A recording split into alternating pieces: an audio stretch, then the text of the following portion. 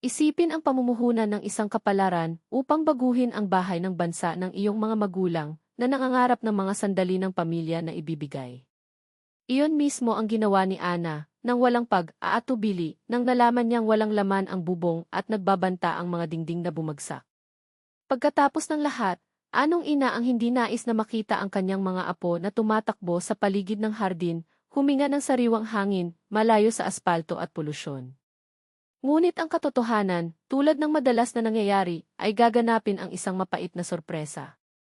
Ito ay isang sultry hapon ng si Ana, ang kanyang asawang si Kiril at ang kanilang dalawang maliliit na anak sa wakas ay nakarating sa pinakahihintay na bahay ng bansa.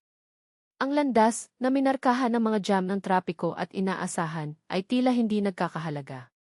Nang buksan nila ang gate, nahaharap sila sa isang eksena na pinalamig ang kanilang dugo. Ang ina, na maisapilitang ngiti, ay hinaharangan ang pasukan. Si Svetlana at ang kanyang mga anak ay narito na. Walang silid para sa iyo, ipinahayag niya, na parang hindi nasaktan ang mga salitang iyon tulad ng isang kutsilyo. Ang ama, nang hindi kahit na tinitingnan ang mga ito sa mata, pinatibay lamang, mas mahusay kang umalis. Bumalik ka sa ibang araw. Ganito.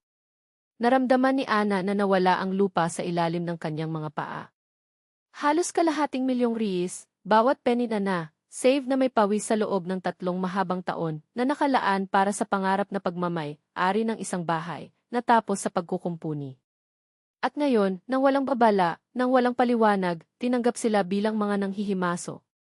Habang ang mga bata, na hindi naunawaan ang pagtanggi, tiningnan ang kanilang mga lolo't lola sa pagkalito, ang karaniwang kalmado na Kiril ay nadama ng isang bagay na snap sa loob niya.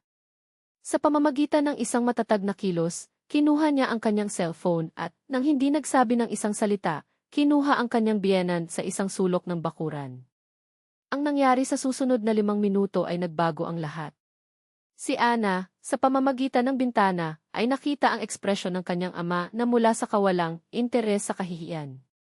Isang bagay sa tono ni Kiril, marahil ang katatagan, marahil ang hindi masasabing ebidensya na ipinapakita niya sa telepono, ay ginawa ang lalaki. Sa unahang pagkakataon, tingnan ang kanyang sariling anak na babae na may pagkakasala. Nang siya ay bumalik, naiiba ang kanyang postura. Tamara, kailangan nating makipag-usap, sinabi niya sa kanyang asawa, kinalagkad siya sa kusina.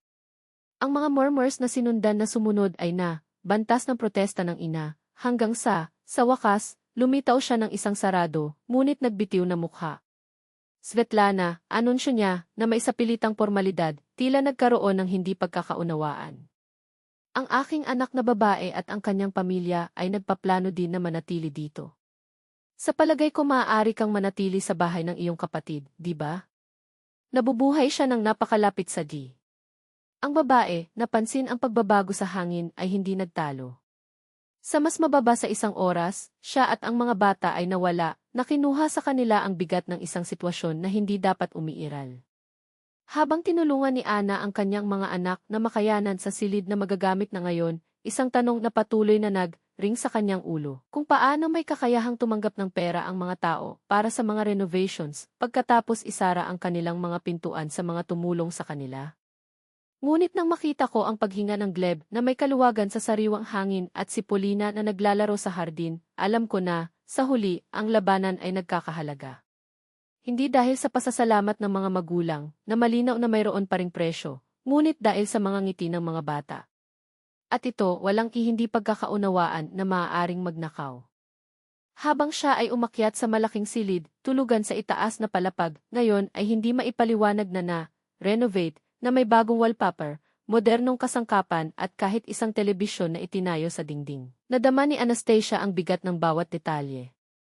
Habang natutulog ang mga bata, bumaba siya sa hardin, kung saan naninigarilyo si Kiril sa katahimikan, isang ugali na bumalik lamang sa mga sandali ng matinding pag-igting.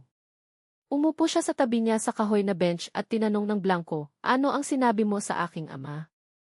Dahang hininga niya ang usok, na parang sinusukat ang bawat salita bago ilabas ang katotohanan. Ipinakita ko sa kanya ang pahayag ng account, ay nagbigay ng 1,000,000, si Nastya. Ipinaliwanag ko na ito ang aming buong pondo para sa apartment, na save ng higit sa 3 taon ng mga sakripisyo. Tinanong ko kung pagkatapos ng isang pamumuhunan na tulad nito, hindi niya iniisip na ang aming mga anak ay hindi bababa sa may karapatan na gumugol ng tag-araw dito. Si Anastasia ay nanatiling tahimik, ang kanyang mga mata ay naayos sa mga bituin, na para bang maaari niyang matukoy ang kamangmangan sa mga araw na iyon. Nang makita niya ang halaga, siya. O nakanganga, patuloy ni Kiril, mababa ang kanyang tinig, halos mayaman. Akala ko binigyan mo ng halos 50,000. Ang kanyang ina, sa katunayan, ay nagpapakain sa ilusyon na ito. Sinabi niya na ang pera ay nagmula sa isang mana mula sa Uncle Tolya na, harapin natin ito, ay buhay at maayos, tulad ng alam ko. Umiling-iling si Anastasia sa kawalan ng paniniwala. At sino ang Svetlana na ito pa rin? Pinakawala ni Kiril ang isang mapait na pagtawa. Tila ang iyong ina ay nakahanap ng isang paraan upang ma-monetize ang kanyang pagkukumpuni. Magrenta ng silid na binayaran mo sa mga estranghero, habang ang kanyang sariling mga apo ay nakaupo. Ang katahimikan na sumunod ay nasira lamang sa pamamagitan ng rustling ng mga dahon. Kinaumagahan, ang hangin sa bahay ay sapat na makapal upang gupitin gamit ang isang kutsilyo. Si Tamara Nikolayevna ay nagbabalot ng mga pan sa kusina na may pagpapasya na parang protesta, habang si Igor Gennadievich ay malinaw na napahiya, sinubukan na gumawa ng mga pagbabago sa kanyang mga apo na nag-aalok sa kanila ng pinakatamis na malina sa halamanan. Pagkatapos ng agahan, nang dalhin ni Kiril ang mga bata upang maglaro sa stream, tinipon ni Anastasia ang kanyang katapangan at hinarap ang kanyang mga magulang. Mommy, tatay, kailangan nating itakda ang record ng diretsyo. Sinimulan niya, ang kanyang boses firm ngunit hindi akusado. Namuhunan ko ang bawat roble na save namin para sa apartment sa bahay na ito. Kalahating milyon, pera na save namin kasama si Kiril, pinapawisan ang dobleng paglilipat, na nagbigay ng mga bakasyon, sumuko sa kanila. Ngunit inaasahan ko, sa pinakadulo, na ang aking mga anak ay maaaring tamasahin ang lugar na ito, lalo na ang Gleb, na nangangailangan ng sariwang hangin dahil sa kanyang mga allergy. Si Tamara Nikolayevna ay sumingit, tumatawid sa kanyang mga braso. Kalahating milyon. Itinaas ka namin, bihis ka, pinag-aralan ka. Gaano karami sa palagay mo ang gastos, ha? Hindi ito isang kompetisyon, nanay, sagot ni Anastasia, nang hindi pinalaki ang kanyang tono. Wala akong singilin. Hinihiling ko lamang na makilala mo, ang bahay na ito ay bahagi din ng aking kwento ngayon. Ang ama, na inalog pa rin sa kanyang pakikipag-usap kay Kiril noong gabi bago, nagambala, Nastya, hindi ko alam ang halaga. Sinabi sa akin ng iyong ina na ito ay isang maliit na halaga, na ang natitira ay nagmula sa isang pinsan. Ano ang pinsan, tatay? Wala kang mga kapatid, isang kapatid na babae. Siya ay natigil, na pagtanto kung paano marupok ang kasinungalingan. Isang malayong pinsan. Si Tamara Nikolayevna, sa wakas ay pinindot, sumabog, nagsinungaling ako. Dahil alam ko na kung alam niya kung magkano ang ibinigay mo, pakiramdam niya ay obligado siyang biyaya ka sa sinumpaang tag-araw na ito. Nais kong ang bahay ay maging atin, upang magpasya kung sino ang pumasok at lumabas, at pinili ko ang isang estranghero na nagngangalang Svetlana sa halip na ang kanyang sariling anak na babae. Ang mga salita ay lumabas tulad ng mga kutsilyo. Ngunit ito ang dumating pagkatapos ng pinalamig na dugo ni Anastasia. Umiiyak siya, sabi ng kanyang ina, na parang nabigyang katwiran ang lahat. Resay. Si Anastasia ay paulit-ulit sa kawalan ng paniniwala. Inuupahan mo ang aking pagkukumpuni sa mga estranghero, habang ang iyong mga apo ay nakaupo, at mayroon ka pa ring nerve upang sabihin na siya ay umiyak. Si Tamara Nikolayevna, sa unahang pagkakataon, ay tila pag-urong. Ito ang aming pag-aari. Maaari naming gawin ang nais natin. Sapat na, Tamara, sinabi ni Igor, pagod. Tama ang aming anak na babae. Kami ay kumilos ng pangit. Lumingon siya kay Anastasia, basa ang mga mata. Patawarin mo kami. Siyempre maaari kang manatili sa buong tag-araw. Ang bahay na ito, nag-atubili siya, ay sa iyo rin ngayon. Ano ang ibig mong sabihin? Nagprotesta si Tamara Nikolayevna, ngunit ang kanyang asawa ay walang humpay, ang mga dokumento ay atin. Ngunit kung wala ang pera ni Nastya, ibebenta natin ang malaglag na ito para sa 3 pennies noong nakaraang taon. Iniligtas niya ang lugar na ito. na nagbibigay sa kanyang moral na karapatan dito. Ang katahimikan na nahulog ay napakabigat na kahit na ang hangin ay tila huminto. Ibebenta mo ba ang dacha? Tanong ni Anastasia na tigilan. Inamin ng ama. Nagkaroon na ng isang mamimili. Nag-alok sila ng 300,000, isang halaga, ngunit ang kondisyon ay nababawas. Pagkatapos ay dumating ka sa panukala ng pagkukumpuni at nagpa siya kaming panatilihin ang bahay. Si Tamara Nikolayevna ay bit ang kanyang labi ngunit hindi nagtalo. Ang katotohanan, pagkatapos ng lahat, ay hindi maikakaila. Ang natitirang araw ay lumipas sa panahunan na katahimikan na tinutukoy lamang ng malayong pagtawa ng mga bata. Sa gabi, habang tinutulungan ni Kirill ang kanyang biyena na ayusin ang basag na bomba ng tubig, nahuli ni Nastasia ang kanyang ina na nakikipagtalo sa mga papeles na kinakabahan. Ano yun? Tumalon si Tamara Nikolayevna, sinusubukan na itago ang mga dokumento, ngunit hindi bago nakita ng kanyang anak na babae ang logo ng bangko. Nanay, nagkakaroon ka ba ng mga problema sa pananalapi? Sa una, sinubukan ni Tamara na umigtad, ngunit pagkatapos ay gumuho siya, tulad ng isang punctured na lobo, hindi alam ng iyong ama. Kumuha ako ng pautang 2 taon na ang nakalilipas upang matulungan si Vadim. Ang pangalan ng nakababatang kapatid ni Anastasia ay nahulog tulad ng isang bato. Vadim? Nais niyang buksan ang isang negosyo sa DFI, ipinikit ni Anastasia ang kanyang mga mata. At hindi mo sinabi kay tatay? Masisira siya. Iyon ang dahilan kung bakit nagsimula akong magrenta ng mga silid, upang masakop ang mga pagbabayad. Bigla, ang lahat ay may katuturan, ang pagtutol sa welcome sa pamilya, ang mga kasinungalingan tungkol sa pera, ang mahiwagang Svetlana. Bakit hindi mo ako hiningi ng tulong? Tanong ni Anastasia, ang kanyang tinig ay hindi nasira sa pamamagitan ng galit, ngunit sa pamamagitan ng sakit na makita ang kanyang ina na marupok. Ibinigay mo na ang lahat sa pagkukumpuni. Paano ako hihilingin ng higit pa? Sa sandaling iyon, naunawaan ni Anastasia, sa likod ng maskara ng lamig, itinago ng kanyang ina ang kahihiyan at kahinaan. At, marahil, isang takot sa ninuno na mawala ang kontrol. Kinaumagahan, tinawag ni Anastasia si Vadim. Napakahirap ang pag-uusap.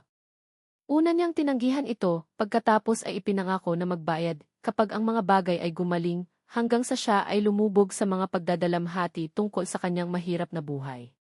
Sa huli, siya ay direkta, alinman ka magsisimulang magbayad ng 15,000 isang buwan upang mabayaran ang utang ni nanay, o sinabi ko kay tatay ang lahat at gumawa ng legal na aksyon. Ang ultimatum ay may epekto. Sa gabi, tinipon ni Anastasia ang pamilya. Sinabi niya sa kanya ang tungkol sa kasunduan kay Vadim, na nagdala ng luha ng kaluwagan mula sa Tamara. Pagkatapos ay ipinaliwanag niya ang kanyang plano, formulahin natin ito. Namuhunan namin ang 250,000 sa bahay na ito. Bilang kapalit, nais ko ang gawa para sa kalahati nito sa aking pangalan. Gusto mo bang magnakaw ng kalahati ng aming pag-aari? Sumabog si Tamara. Hindi, nanay. Nais kong magkaroon ng karapatang pumunta ang aking mga anak nang wala ka, sa susunod na taon na nag-imbento na ang Svetlana ay nangangailangan ng silid. At nais kong hindi na magbenta si tatay kapag ang susunod na krisis ay lumitaw.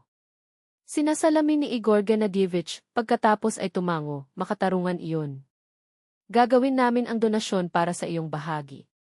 Idinagdag ni Anastasia, at isa pang bagay, maaari kang magrenta ng mga silid kung wala kami rito. Ngunit ang Hulyo at Agosto ay kailangan natin. Kailangan ng gleb na ito. Kailangan ni Polina ang puwang na iyon. Matapos ang pinainit na talakayan, nakarating sila sa isang kasunduan. Tamara, napagtanto na ang kanyang anak na babae ay hindi nais na kumuha ng anuman, ngunit nais na protektahan kung ano ang pag-aari ng lahat, sa wakas ay nagbigay. Kapag natapos ang tag-araw, ang dacha ay hindi na isang tuldok sa mapa, ngunit isang lugar kung saan, sa unahang pagkakataon sa mga taon, ang pamilya ay natagpuan muli ang bawat isa, hindi nang walang mga scars. Ngunit sa kaalaman na kung minsan ang pinakamahirap na laban ay ipinaglaban para sa kung ano ang talagang mahalaga. 5 taon. Isang hininga sa timeline, ngunit sapat na upang mabago ang buhay. Anastasia at Kirill, na may pagpapasya ng mga nakakaalam ng halaga ng pagsisikap, na save ang bawat roble na save nila hanggang sa makagawa sila ng isang pagbabayad sa mga 58 square meters na tinawag nila ngayon. Ito ay hindi isang palasyo, ngunit ito ay sa kanila, tatlong maginhawang silid kung saan ang pagtawa ni Gleb ngayon ay isang first year na mag-aaral. Kasama ang kanyang backpack na mas malaki kaysa sa kanyang likuran, halo-halong may bubbling ni Polina, na bumalik mula sa kindergarten, na may mga kamay na may pintura at mabaliw na mga kwento tungkol sa haka-haka na kaibigan na nakatira sa aparador. Samantala, ipinagpalit ni Igor Gennadievich ang mga folder ng ulat para sa isang hoe at ang amoy ng basa na lupa. Ibinalik siya ng pagreretiro sa dacha, kung saan ginugol niya ngayon ang kanyang mga araw na pruning rosas na mga bushes, nagtuturo ng Gleb na mangisda sa frozen na lawa ng taglamig, at nagpapanggap na hindi makita kung kailan nakawin ni Polina ang mga strawberry na diretsyo mula sa puno ng ubas. Ang mga wrinkles sa kanyang mukha ay tila makinis, na parang ang araw sa beranda at ang ingay ng kanyang mga apo ay nagpukpok ng mga gilid ng oras. Si Tamara Nikolaevna, naman, ay nagdala ng isang magaan na hindi niya nakuha sa loob ng mga dekada. Sa tulong ni Vadim, ang anak na iyon na laging alam kung paano maging isang tulay sa halip na isang pader. Binayaran ang utang na sa loob ng maraming taon ay isang anino sa kanyang mga balikat. Ang mga matigas na linya sa paligid ng kanyang bibig ay lumambot, at kahit na ang kanyang tono ay kinuha sa isang mainit na honeydew nang kausapin niya ang kanyang anak na babae. Ang kasunduan ay tinatakan noong gabi ng araw ay hindi lamang isang piraso ng papel, ito ay isang kalakip ng tiwala. Ang kalahati ng dacha ngayon ay may pangalan ni Anastasya sa rehistro, ngunit, sa pagsasagawa, ang buong lugar ay pag-aari sa kanila, sa pagtawa na sumigaw sa hardin, sa mga pagkain na tumagal hanggang sa hapon. Sa katiyakan na ang lupa na ito ay solidong lupa, hindi isang minahan. Ang mga init ay naging sagrado. Habang ang Moscow ay lumubog sa ilalim ng mainit na aspalto, ang mga bata ay tumakbo ng walang sapin sa buong damo, bumalik sa bahay na may mga balat na tuhod at bulsa na puno ng mga mahalagang kibato. Ginawa ni na Anastasya at Kirill ang paglalakbay sa katapusan ng linggo, na nagdadala ng mga maleta na puno ng mga damit na palaging nagbabalik ng amoy ng usok ng barbecue at lupa. Sa mga araw ng pagtatapos ng linggo, ang mga silid ay inuupahan pa rin, pagkatapos ng lahat, ang katotohanan ay hindi napapanatili lamang ng nostalgia, ngunit ngayon ang lahat ay naayos ng maaga, nang walang mga lihim o sama ng loob. Dumating ang mga bisita at umalis tulad ng pangalawang karakter, sa isang kwento na ang pangunahing balangkas ay pamilya. Ito ay sa isa sa mga gabing iyon, nang ang katahimikan sa beranda ay nasira lamang sa pamamagitan ng chirping ng mga crickets, at ang malayong pagbulong ng mga kalalakihan na tinatalakay ang mga plano para sa bagong greenhouse, hindi, tatay. Ang plastik ay hindi mahawakan ang taglamig, kinuha ni Tamara ang kamay ng kanyang anak na babae. Ang kanyang mga daliri na minsan ay maliksi sa pagtahi ng mga sugat na may mga salita, ngayon ay nanginginig ng bahagya, na parang dinala nila ang bigat ng lahat ng hindi sinabi. Alam mo ba, Nastya, nagsimula siya, at nadama ni Anastasya na mapabilis ang kanyang puso, tulad ng lagi nitong ginagawa kapag ginamit ng kanyang ina ang pagkabata na iyon. Salamat kay Kirill para sa pag-usap na iyon sa iyong ama. Pinilit niya kaming tumingin sa salamin. Ang boses ay sumakay sa isang segundo. Kami ay hindi patas sa iyo. Tunay na hindi patas. Hindi kailangang sagutin ni Anastasya. Umiti siya, dahil ang ilang mga katotohanan ay hindi nangangailangan ng mga salita, ang kaluwagan lamang sa wakas na marinig ang mga ito. At kapag inulit ni Tamara, tulad ng isang mantra, maayos ang lahat ngayon, hindi ito isang walang laman na parirala. Ito ay kumpirmasyon na, kung minsan, ang mga kailaliman na naghihiwalay sa amin ay mga tulay sa disgis. Ang pinakanakakagulat, kung hindi ito para sa salungatan na iyon, ang mga malupit na salita, ang takot na mawala ang lahat, hindi nila kailanman makikita ang kanilang paraan. Minsan, kailangan mong maabot ang gilid ng isang bangin upang maunawaan na ang mas solidong lupa ay nasa kabilang linya. At doon sila, sa balkonahe na naayos ni Kirill sa kanyang sariling mga kamay, nakikinig sa gabi na koro ng mga insekto at pinapanood ang buong buwan na tumaas sa mga treetops, tulad ng isang tahimik na saksi na ang ilang mga kwento. Kapag muling isinulat ng katapangan, ay may mas mahusay na mga pagtatapos kaysa sa pinangarap natin. Ilang sandali si Anastasya, na iniisip kung paano ang isang solong pag-uusap, ang isa kung saan hinarap ni Kirill si Igor na may kalmado ng isang tao na walang itago, ay redirect ang kurso ng lahat. Minsan, kailangan mo lamang natuldok ang A para sa natitirang pangungusap upang magkaroon ng kahulugan. At biglang ang blangko na pahina ay naging simula ng isang bago.